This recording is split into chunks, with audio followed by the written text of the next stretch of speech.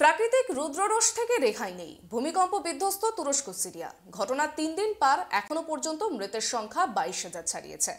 এখনো সেই সংখ্যা বাড়ছে বই কমছে না। প্রবল ভূমিকম্প পৃথিবী থেকে কেড়ে নিয়েছে হাজার হাজার মানুষকে। পরিবার থেকে স্বজন নিশ্চিহ্ন হয়েছে সবটাই। শুধু দক্ষিণ পশ্চিম এশিয়ার দেশ তুরস্কই নয়, শিওরে সংক্রান্তি ভারতীয় উপমহাদেশের একাধিক এলাকা। শতাব্দীর ভয়ঙ্করতম ভূমিকম্প বলা হচ্ছে তুরস্ক ও সিরিয়ার ভূমিকম্পকেই। একবার নয়, পরপর 5 বার উচ্চ মাত্রার কম্পনে কেঁপে উঠেছে তুরস্ক। প্রথমবারে রিক্টার স্কেলে কম্পন মাত্রা 7.7 ছিল। আমেরিকার জিওলজিক্যাল সার্ভে অনুযায়ী এরপর দুবার যথাক্রমে 7.6 এবং 6 কম্পনে কেঁপে ওঠে তুরস্ক। এছাড়াও বেশ কয়েকটি ছোট ও মাঝারি মাত্রার কম্পনও হয়েছে। পৃথিবীর একাধিক ভূমিকম্প প্রবণ এলাকা নিয়েও উঠছে প্রশ্ন। আজ বাদে কাল তেমন এলাকাও ভূমিকম্পের কবলে পড়লে কিভাবে সামাল দেবে প্রশাসন? ভারতও এই তালিকার বাইরে নয়। ভারতীয় উপমহাদেশের একাধিক এলাকা প্রবল ভূমিকম্প প্রবণ।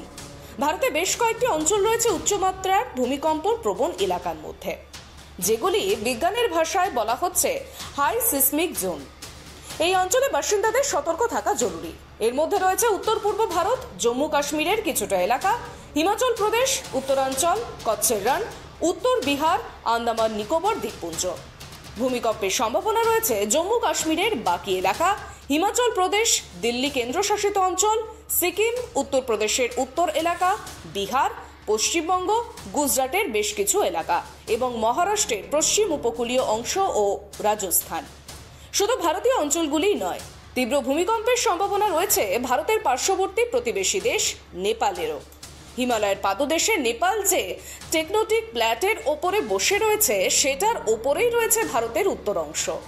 সেখানে কোনো ভূমিকম্প হলে তা তুরস্কের ভূমিকম্পের চেয়েও ভয়াবহ হতে পারে। বিশেষ করে কাঠমান্ডুর মতো শহরগুলো বেশি ঝুঁকিপ্রবণ এলাকার মধ্যে রয়েছে, কারণ এই শহরটি নরম শিলা পাথরের পুরু স্তরের ওপরে তৈরি হয়েছে। ফলে ভূমিকম্প হলে সেখানে কম্পন বেশি অনুভূত হবে। 2015 সালে ইন্ডিয়ান প্লেট এবং তিব্বত প্লেটের সংঘর্ষে নেপালে ভয়াবহ ভূমিকম্প হয়েছিল। সেই ভূমিকম্পে 9,000-এরও বেশি মানুষের মৃত্যু আর 1 লাখেরও বেশি মানুষ আহত হয়েছিল। Bureau report, track TV.